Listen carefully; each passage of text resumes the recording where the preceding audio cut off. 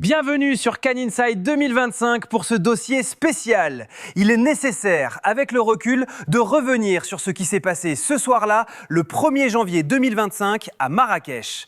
Car ce qui s'est joué ce soir-là a dépassé, et de très loin, le simple cadre d'un score de football affiché sur un écran géant. Oui, les archives retiendront cette remontée spectaculaire des éléphants de Côte d'Ivoire, revenus de l'enfer pour s'imposer 3-2 face aux Panthères du Gabon. C'était un grand moment de sport. Mais pendant que certains célébraient cette victoire, de l'autre côté du miroir, c'est tout un édifice national qui a tremblé sur ses fondations. Car au moment même où les joueurs quittaient la pelouse, une autre histoire s'écrivait à des milliers de kilomètres de là, dans les bureaux feutrés de Libreville. Ce soir-là, une annonce officielle est tombée. Lourde, radicale, définitive. Le gouvernement gabonais a pris une décision historique avec effet immédiat. La suspension pure et simple de l'équipe nationale. Ce n'était pas une simple mise à pied, c'était une dissolution de fait. Joueurs, encadrement technique, compétition à venir, tout a été mis à l'arrêt forcé jusqu'à nouvel ordre. La justification, gravée dans un communiqué glacial, restera dans les mémoires. La prestation des Panthères a été jugée déshonorante et contraire aux valeurs que le pays veut défendre. Il faut mesurer la gravité de ces mots. Quand un État décide d'intervenir aussi frontalement dans le sport, il brise une barrière sacrée. Ce n'était plus une question de tactique ratée ou de 3 points perdus dans une phase de poule. On parlait ce soir-là d'honneur national bafoué, de symboles piétinés et de la sacralité d'un maillot qui ne semblait plus peser assez lourd sur certaines épaules. Dans ce même communiqué qui a fait l'effet d'une bombe, des têtes sont tombées, pas n'importe lesquelles. Le nom de Pierre-Emerick Aubameyang, légende vivante, figure tutélaire du football gabonais, a été explicitement cité. Celui de Bruno Ekuele Manga, le capitaine emblématique, le soldat de toutes les batailles, a subi le même sort. Tous deux ont été annoncés comme mis à l'écart de la sélection par les autorités. Pour les supporters, ce fut une onde de choc. Pour le football africain, ce fut un séisme.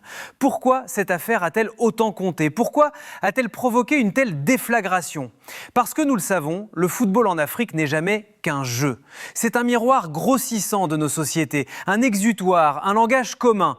Quand une équipe nationale entre sur le terrain, elle ne représente pas seulement 11 individus. Elle porte une histoire, une fierté, parfois même les tensions sociales et politiques du moment.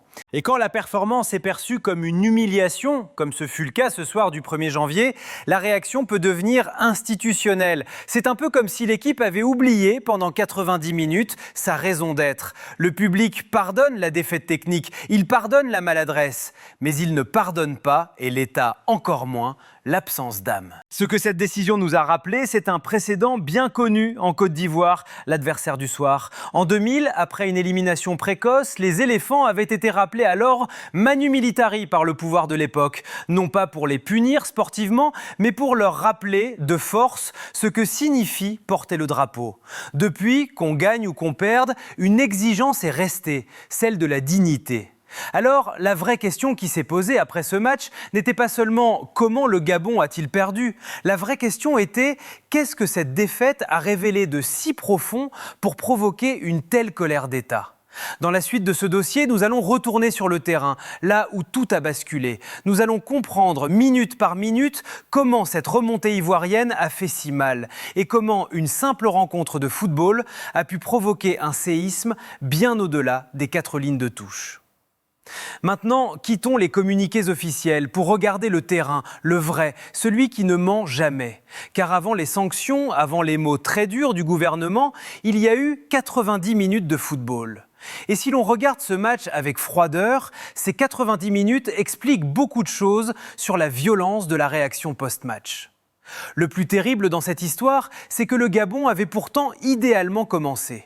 Durant la première heure, nous avons vu une équipe sérieuse, un bloc organisé, des Panthères qui donnaient l'impression de maîtriser leur sujet. À ce moment-là, le match ressemblait à un scénario classique de hold-up parfait. Une équipe qui gère, qui se projette par séquences tranchantes et qui joue intelligemment avec son avance au tableau d'affichage. Mais le football, surtout à ce niveau de compétition et surtout face à un géant comme la Côte d'Ivoire, déteste les demi-mesures. Il y a une règle d'or, soit tu tues le match, soit tu lui laisses une porte ouverte. Et cette porte, les Panthères l'ont laissée non seulement entrouverte, mais elles l'ont grandement ouverte par une attitude coupable. En face, les éléphants de Côte d'Ivoire n'ont jamais paniqué, même menés, même bousculés dans l'orgueil, ils ont continué à avancer comme une équipe qui sait que le temps joue pour elle. C'est toute la différence entre une équipe qui doute, le Gabon, et une équipe qui croit, la Côte d'Ivoire. Tactiquement, nous avons assisté à un basculement clair dès le début de la seconde période. La Côte d'Ivoire a progressivement haussé son bloc, pris plus de risques, mis une densité folle dans les couloirs pour étirer le bloc gabonais. Leur pressing est devenu plus coordonné, moins individuel, plus étouffant. Et quelle a été la réponse du Gabon ? C'est là que le crime sportif a eu lieu. Au lieu de répondre par le jeu, le Gabon a commencé à reculer. Ils se sont mis à défendre en regardant leur but plutôt qu'en regardant le ballon.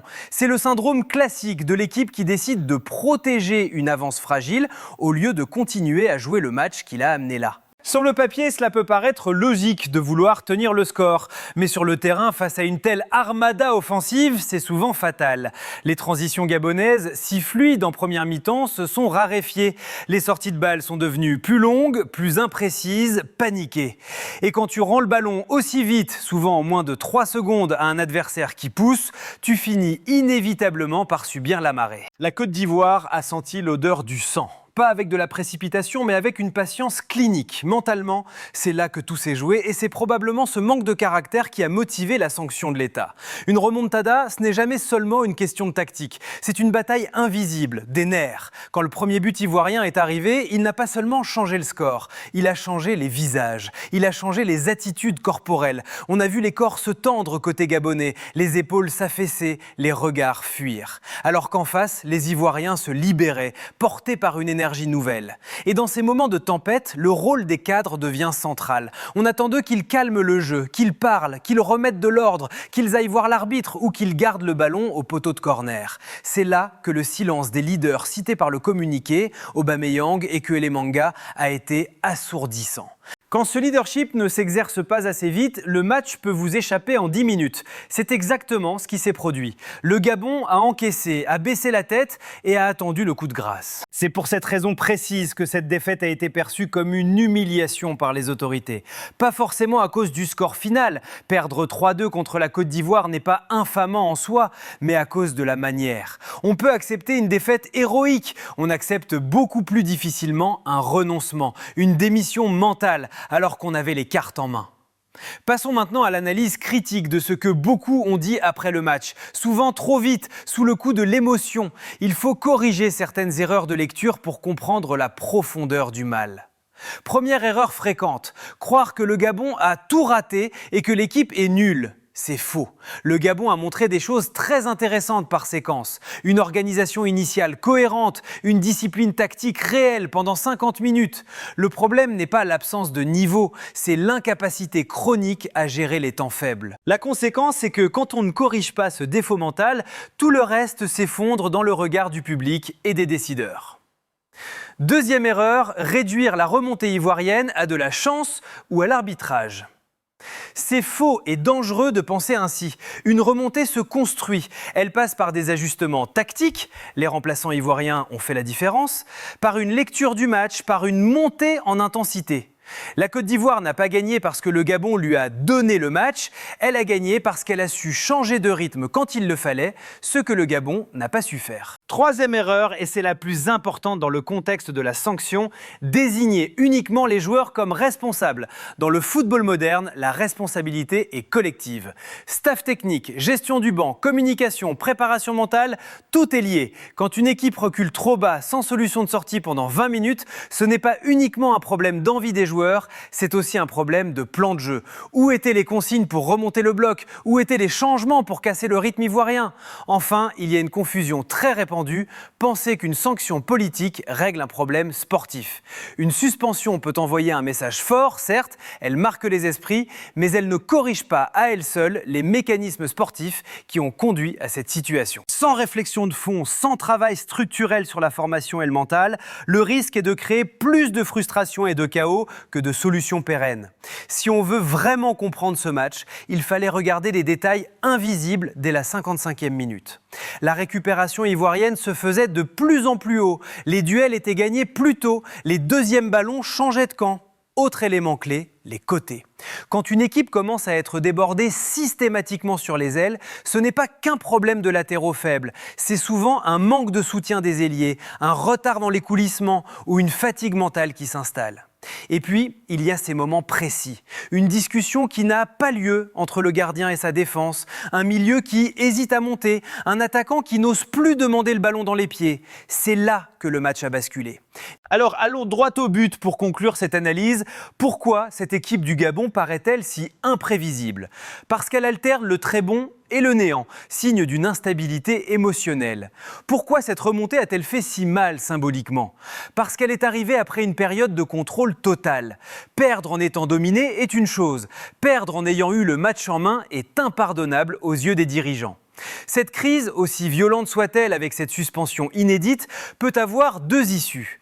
Soit elle reste une cicatrice indélébile qui va plonger le football gabonais dans une nuit noire pour des années, soit elle devient un ground zero, un point de départ brutal pour une reconstruction plus intelligente basée sur l'humilité et la rigueur. L'histoire du football africain est remplie d'équipes qui ont touché le fond avant de se réinventer. Le Gabon est aujourd'hui au fond de la piscine, reste à savoir s'ils auront la force de donner le coup de pied nécessaire pour remonter à la surface. Merci d'avoir suivi ce dossier spécial sur CAN Inside 2025. N'oubliez pas de haine envers les joueurs, le football reste un jeu, même quand il devient une affaire d'État. Abonnez-vous pour suivre la suite de ce feuilleton qui ne fait que commencer. Ce que cette décision nous a rappelé, c'est un précédent bien connu en Côte d'Ivoire, l'adversaire du soir. En 2000, après une élimination précoce, les éléphants avaient été rappelés à l'ordre manu militari par le pouvoir de l'époque, non pas pour les punir sportivement, mais pour leur rappeler de force ce que signifie porter le drapeau. Depuis, qu'on gagne ou qu'on perde, une exigence est restée, celle de la dignité. Alors, la vraie question qui s'est posée après ce match n'était pas seulement comment le Gabon a-t-il perdu ? La vraie question était qu'est-ce que cette défaite a révélé de si profond pour provoquer une telle colère d'État ? Dans la suite de ce dossier, nous allons retourner sur le terrain, là où tout a basculé. Nous allons comprendre, minute par minute, comment cette remontée ivoirienne a fait si mal et comment une simple rencontre de football a pu provoquer un séisme bien au-delà des 4 lignes de touche.